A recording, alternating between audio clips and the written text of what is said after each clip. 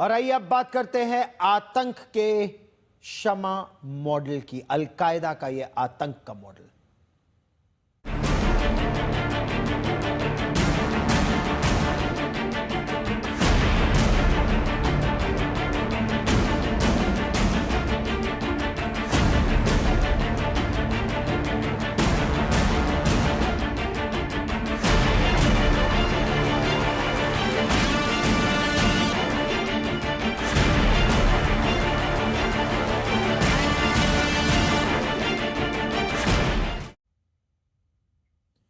Al Qaeda terror module case में Gujarat anti terror squad की अब हम बात कर रहे हैं। इस एंटी टेरर स्क्वाड को बड़ी कामयाबी मिली है। इस मॉड्यूल की जो मास्टरमाइंड है शमा परवीन, एटीएस ने शमा को गिरफ्तार कर लिया है। शमा परवीन ही अलकायदा के आतंक के इस पूरे मॉड्यूल को भारत भर में चला रही थी, पूरे देश भर में।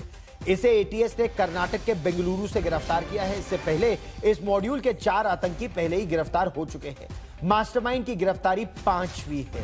खुलासा यह हुआ है कि अलकायदा इंडिया सब कॉन्टिनेंट मॉड्यूल की सरगना शमा मॉड्यूल के चीफ रहे मौलाना असीम उमर उर्फ सनाउल हक से बेहद प्रभावित थी। वो मौलाना असीम उमर के भड़काऊ बयान सोशल मीडिया पर लगातार साझा करती थी, पोस्ट करती थी और लोगों को ब्रेन वॉश कर रही थी।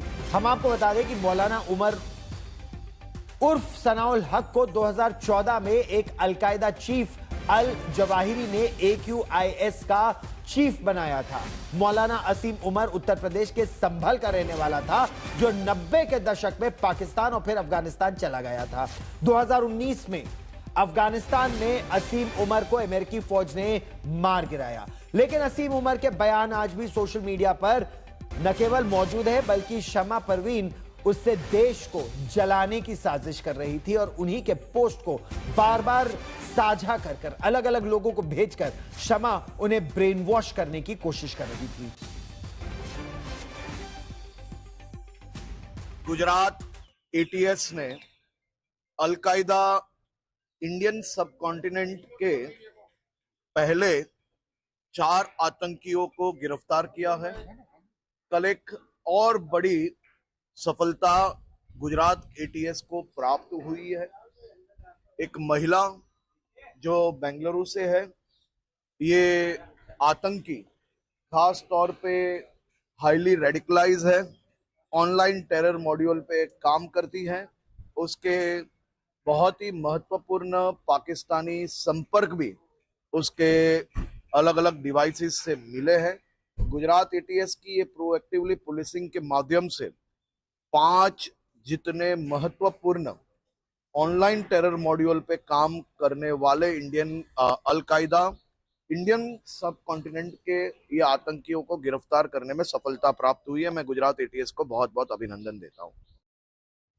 और आज तक से खास बातचीत में गुजरात एटीएस के सुपरिंटेंडेंट ऑफ पुलिस सिद्धार्थ ने कहा है कि यह पहला ऑनलाइन टेरर मॉड्यूल का केस है जिसमें रेडिकलाइजेशन जो है वो ऑनलाइन पूरी तरह से किया जा रहा था, उसी पर बल दिया जा रहा था। और शमा परवीन जिस तरह का कंटेंट अपलोड करती थी वो सीधे तौर पर देश विरोधी और लोकतंत्र विरोधी है, जिसमें धार्मिक आधार पर एक तरह से जिहाद की बात की गई है कि भारत के खिलाफ यह युद्ध लड़ा जाए। उसने पाकिस्तान कनेक्शन की बात भी पुलिस के मुताबिक कबूल ली है। अलकायदा के इमाम अनवर औलाकी के जिहादी स्टेटमेंट्स भी जो कि देश विरुद्ध करने के लिए लोगों को उकसाते हैं, वो इसने डाले हुए हैं। लाहौर की लाल मस्जिद के मौलाना अब्दुल अजीज़ के बयान भी जो कि देश में धार्मिक आधार, जातिगत आधार पर वैमनस्य फैला करके हिंसा फैलाना चाहते हैं, उस तरह के वीडियोज़ भी इसने डाले हैं। इस महिला की वहाँ से अरेस्ट करने के बाद में ट्रांजिट रिमांड पे इसको लिया गया। आज अर्ली मॉर्निंग में इसको अहमदाबाद लाया गया है और आगे इसको कोर्ट में प्रोड्यूस करके रिमांड लेकर के आगे जो भी चीजें होगी आपको बताई जाएगी।